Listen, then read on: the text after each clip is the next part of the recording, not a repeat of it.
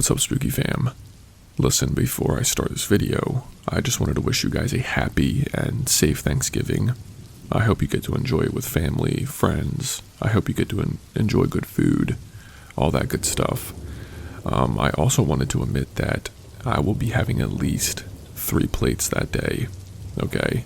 You can judge me all you want, but I starve myself the night before and then just eat everything on Thanksgiving Day. So, also my favorite dish on Thanksgiving is probably mashed potatoes or macaroni and cheese. So, what you can do is leave a comment on what your favorite Thanksgiving dish is, okay? Because I'm curious what you guys enjoy to eat on Thanksgiving Day. So, without further ado, let's get into this video and give you some spooky vibes. Let's begin. I wasn't planning on sharing this, but after hearing some similar stories on this channel, I figured it might help me process what happened. Last Thanksgiving turned into something straight out of a nightmare, and I'm still trying to wrap my head around how close we came to a tragedy. And every year, my family celebrates Thanksgiving at my grandparents' house in northern Pennsylvania. It's a big family event. Tons of food, kids running around, laughter echoing through the house. It's one of those rare times where everyone comes together, and despite the chaos, it's always comforting. This past year felt no different at first. One family member I always kept an eye on is my cousin Ashley. She's had a rough time in the past few years, battling a drug addiction, and it's been hard on everyone, but especially her. When we arrived that day, I was surprised to see her looking healthier than usual. Clear eyes, a little more energy in her voice. She told me she'd been trying to stay clean, which made me so proud. While we were catching up, I asked her if her boyfriend Nick was coming. Her face darkened immediately. She told me they'd broken up recently because he was dragging her back into her old habits. And I can't be around him anymore, she admitted. He's toxic. I have to do this for me. And I could see how much it hurt her, but I was genuinely happy to see her making better choices. Fast forward to dinner. We were all crammed around the long table in the dining room, passing dishes and sharing stories. The vibes were great, everyone laughing and joking like usual. Then, out of nowhere, there was this loud crash from the basement. It sounded like something heavy slammed into the ground, followed by the sharp tinkling of glass. The room went silent. My dad, my uncle, and my grandpa jumped up immediately. They headed downstairs to investigate while the rest of us stayed put, unsure what to think. My mom tried to keep us calm, saying it was probably just something falling over, but the look on Ashley's face made me feel like she wasn't convinced. She looked pale, almost frozen. A few minutes later, my dad came back upstairs, his face tight and serious. "Call the police," he said, "right now." It felt like the air got sucked out of the room. My uncle and grandpa were still in the basement, and we could hear muffled shouting. My dad refused to tell us what was going on at first, and just kept telling us to stay put and lock the doors leading to the basement. Eventually, though, we pieced it together. Ashley's ex, Nick, had somehow broken into the house. He'd driven up here, climbed through the basement window, and slipped on the ledge. He fell straight into an old glass coffee table, knocking himself out. When my grandpa and uncle found him, he was lying in the middle of shattered glass with a gun in his hand. When Nick came to, he started talking, rambling really, but the pieces were clear enough. He'd shown up with the intention of killing Ashley, and in his words, anyone who tried to stop him. My uncle and grandpa managed to wrestle the gun away from him and tied him up with an old extension cord while waiting for the cops. The rest of us stayed upstairs, barely speaking, just listening to the chaos below and the sound of sirens approaching. Ashley was shaking so badly she couldn't sit still. She kept whispering. I knew he was dangerous, but I didn't think he'd actually... When the police arrived, they took Nick away in cuffs. He looked a mess, blood dripping down his face, glass shards still stuck in his clothes. but the look in his eyes chilled me to the bone. He wasn't sorry, not even a little. It took hours for the adrenaline to wear off. None of us could eat after that. We just sat around, trying to process what had almost happened. Ashley stayed close to me the rest of the night, barely saying a word. Looking back, I can't stop thinking about how lucky we were. If that glass table hadn't been there, if my grandpa and uncle hadn't gone downstairs when they did, I don't even want to imagine how it could have ended. Thanksgiving will never feel the same again.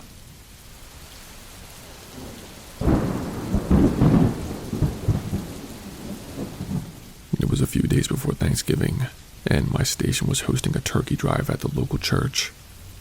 Every year we hand out turkeys to families in need, and it's one of those events that reminds you why you became a cop in the first place. The sense of community, the gratitude. It's a rare bright spot in a job that's usually anything but. The event wrapped up around 4 p.m. The tables were mostly empty, save for a few leftover turkeys. Families had come and gone with smiles on their faces and bags full of food. I was chatting with one of the volunteers when I noticed a man approaching the table. He looked like he'd seen better days. Unkempt beard, worn-out jacket, shoes with holes in them. He introduced himself as Alan. Alan was homeless, but he didn't seem too bitter about it. In fact, he was smiling, making jokes about how he could probably cook the turkey on a bonfire if he found the right spot. I like talking to people, getting to know their stories, so I asked him what brought him to this point. His smile faded. He told me he lost his family in a house fire. His wife, his kids, gone in an instant. To make it worse, the insurance company had screwed him over, leaving him with nothing. He'd been drifting ever since. There was something about the way he said it, a mix of raw pain and resignation that hit me hard. I gave him one of the last turkeys and, on impulse, slipped him a few $100. I told him to keep it quiet and get himself something warm to eat for Thanksgiving. He looked at me like I handed him the world, thanked me profusely, and walked away. We finished packing up shortly after. By the time I got back into my squad car, the sun was setting, casting long shadows across the church parking lot. I radioed my sergeant to let him know I was heading back to the station. Just as I put the car in drive, there was a loud bang on my driver's side window, and I jumped, my heart slamming against my ribs. It was Alan, but something was different. His face, which had been so friendly before, was twisted in anger. His eyes looked wild, almost unhinged. I rolled down the window, trying to keep my voice calm. "Alan, is everything okay?" He didn't answer right away. Instead, he started ranting, his words tumbling over each other. He said he couldn't stop thinking about my family, my house, my life. He said it wasn't fair that I had everything while he had nothing. I tried to de-escalate. I offered to connect him with support groups, shelters, anything that might help. But before I could finish, he lunged at me, stabbing me in the chest with a fork he must have picked up from one of the food tables. The pain was immediate and sharp, but adrenaline kicked in. I shoved the door open, knocking him backward, and stumbled out of the car. My hand went to my taser, but before I could fire, he was on me again. He slammed me against the car, clawing at my gun. For a moment, I thought he might actually get it. I used every bit of strength I had to twist his arm and throw him to the ground. I got the cuffs on him just as backup arrived. When they loaded him into the squad car, he looked at me with this strange mix of defeat and relief. "At least in jail I'll get 3 meals and a roof over my head," he said. Those words stuck with me. I just survived one of the scariest moments of my career, but I couldn't shake the sadness in his voice. Alan was charged with assault on a police officer and taken to the county jail. I spent the next few hours at the hospital getting patched up. The wounds weren't deep, but they left scars, both on my chest and in my mind. That night I sat at home with my family, the smell of dinner filling the air, and thought about Alan. I couldn't justify what he did, but I understood the desperation that drove him to do it. And that's what scared me the most. How close any of us could be to breaking when the world takes everything away.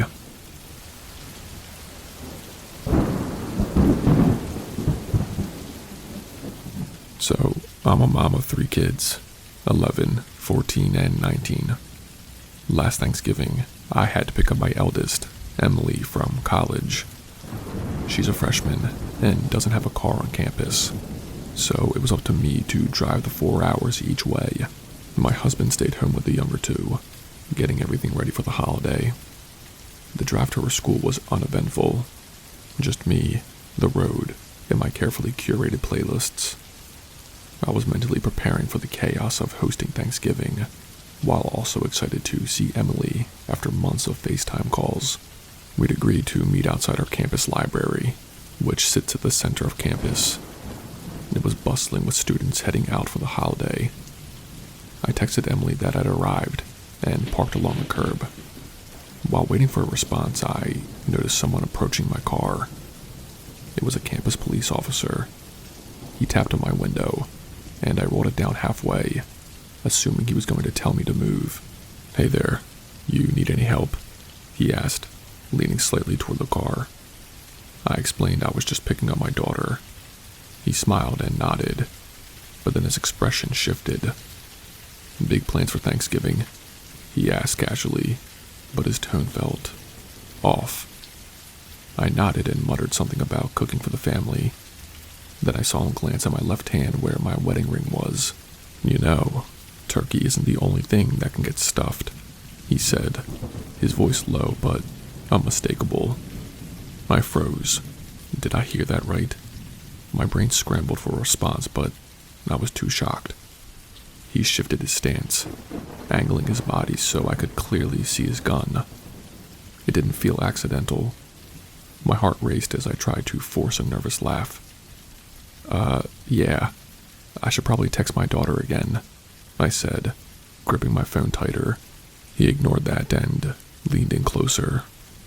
"Do you like handcuffs?" My stomach dropped.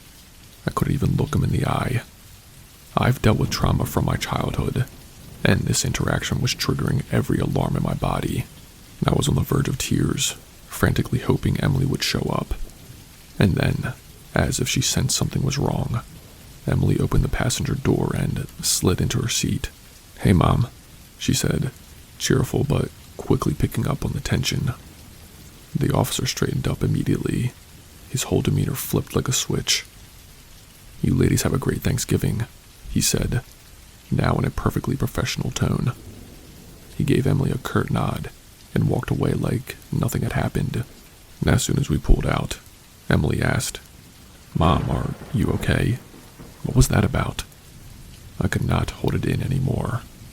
I told her exactly what he said, my voice shaking the whole time. Emily's face went pale. "That guy's a creep," she said. "Everyone on campus knows it. He's always making gross comments to girls." I couldn't believe what I was hearing. My anger was bubbling over, but I was still so shaken up that I asked Emily to drive us home. Later that night, once I had calmed down, I remembered I had my dash cam running the entire time. I pulled the footage and watched it back to make sure I hadn't imagined anything. Nope. Every disgusting word was crystal clear. The next day, I sent the video to the college. They assured me they'd investigate, but I wasn't holding my breath.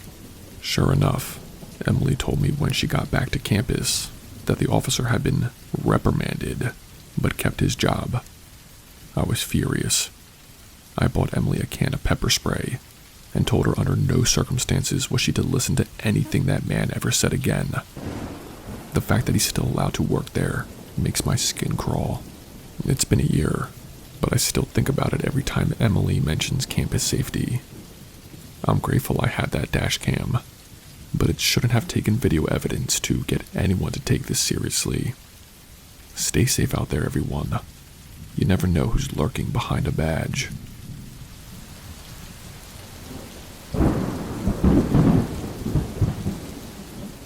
A few Thanksgivings ago, My family and I were celebrating at my aunt and uncle's house. They live in a beautiful, wooded area with a lake behind their home. Their house always felt so warming and inviting, the kind of place that made you want to stay forever. Thanksgiving there was always a highlight. Great food, great company, and a chance to make some good memories. That afternoon, my cousin and I decided to take a quick walk before dinner. There's a trail right behind their house that runs along the lake, and it's honestly one of the most peaceful spots I've ever been to. Even in late November, with most of the leaves gone and the air cold, the place had this calming beauty. As we were walking, my phone buzzed. I pulled it out and saw a text from a number I did not recognize. The message was simple but unsettling. "Check on your dad." I stopped and showed the text to my cousin. "Weird, right?" I asked. He frowned and shook his head. "Who's that from?" "No idea," I said. I replied to the message. "Who is this?" Almost immediately, a second text came through. "Go check on your dad. Now." That was enough to send a chill down my spine. My dad was back at the house, presumably fine, but something about this felt wrong. My cousin and I decided to head back, walking faster now, the fun of the stroll completely forgotten. On our way back up the trail, something caught my attention. A faint buzzing sound, like a phone vibrating. My cousin heard it too and stopped. We looked around and saw it. A cheap burner phone, sitting in the dirt just off the trail. I picked it up. It was still buzzing with my number displayed on the screen. My cousin stared at it. "That's creepy." I answered the call. "Hello?" Nothing. No voice, no background noise, just silence. I hung up and stared at the phone.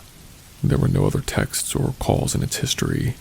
Nothing in the contacts, just the messages it had sent me.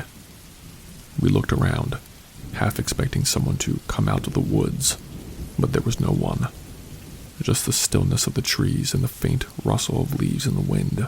My cousin suggested we keep moving, so we shoved the phone in my pocket and hurried back to the house. When we got there, everything seemed normal. The smell of turkey and stuffing filled the air, and everyone was chatting and laughing in the dining room. I walked up to my mom and asked where Dad was. She gestured toward the hallway.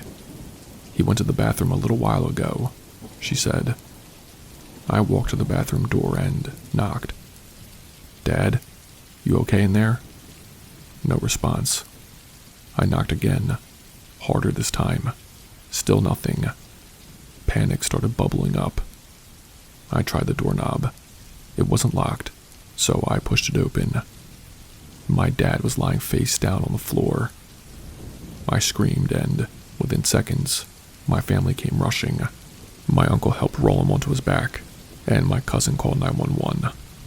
My dad was breathing, but barely. He was pale and sweating, his eyes fluttering open and shut. The paramedics arrived quickly, and we followed them to the hospital, where the doctors told us that he had a mild heart attack. They said if we hadn't found him when we did, it could have been a lot worse. After we knew he was stable, my cousin brought up the burner phone. We still had it with us. I pulled it out and tried calling the number that had sent me the texts, but this time, it did not ring. The call wouldn't even connect. It was like the number did not exist anymore.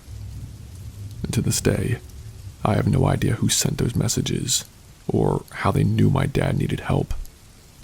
Finding that phone on the trail made it feel like someone, or something, was watching us, guiding us. It's terrifying to think about, but at the same time, I'm grateful. Whoever or whatever it was, they saved my dad's life that Thanksgiving, and I'll never forget it.